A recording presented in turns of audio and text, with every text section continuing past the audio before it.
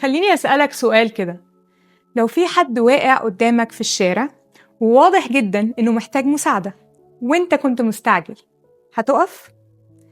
ولا هتقول أكيد حد غيري هيساعده، أكيد حد غيري هيقف؟ استنى بس، في تجربة نفسية اتعملت وأثبتت إن حتى الناس اللي شايفة نفسها طيبة ممكن تعدي وما توقفش، مش عشان هي قاسية، بس عشان اللحظة كانت أسرع منهم.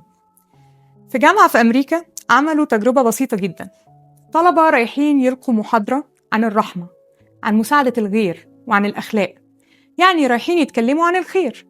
بس في الطريق كان فيه اختبار، حطوا شخص واقع على الأرض وقسموا الطلبة ل3 مجموعات: ناس متأخرة جدا، ناس معاها وقت بالعافية، وناس لسه عندها وقت.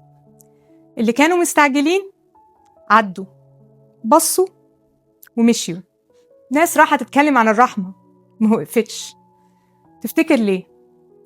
مش عشان ضميرهم ميت، بس عشان الضغط بيغير ترتيب أولوياتك.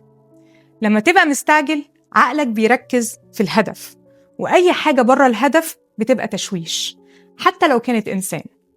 الموضوع هنا مش إن الخير مش موجود، الموضوع إن الخير محتاج مساحة، والاستعجال بياخد المساحة دي منك. ممكن تبقى إنسان طيب جدا، بس اللحظة تاخدك في اتجاه تاني خالص. وهنا يجي السؤال الحقيقي: إحنا طيبين فعلا ولا بنحب فكرة إن إحنا طيبين؟ افتكر معايا كده آخر مرة كنت فيها مضغوط ومرهق وبتحاول تلحق حاجة وعديت على حد كان محتاج بس كلمة وقلت مش دلوقتي. المشكلة هنا مش إن إحنا وحشين، المشكلة إن القرار بياخد ثواني، والثواني دي بتكشفك.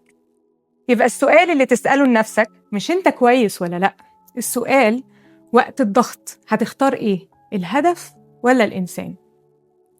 تعال أقولك، اللي بيحصل حوالينا مش أخطر من اللي بيحصل جوانا. فكر واختار، بس ما تقساش قوي على نفسك، لأننا بشر ودايما بنبقى تحت ضغط. إحنا بس مفروض دايما نحاول نبقى النسخة الأحسن من نفسنا، ونساعد على قد ما نقدر حتى لو كنا مضغوطين. لو الفيديو ده لمس حاجة عندك اعمل له لايك، ولو حاسس إن حد ممكن يحتاج يسمعه ابعتهوله، ولو لسه ما اشتركتش اشترك، عشان الحكاية اللي جاية أقوى بكتير. وأكيد سيب لي تعليق من قلبك، أحب أسمع تعليقاتكم.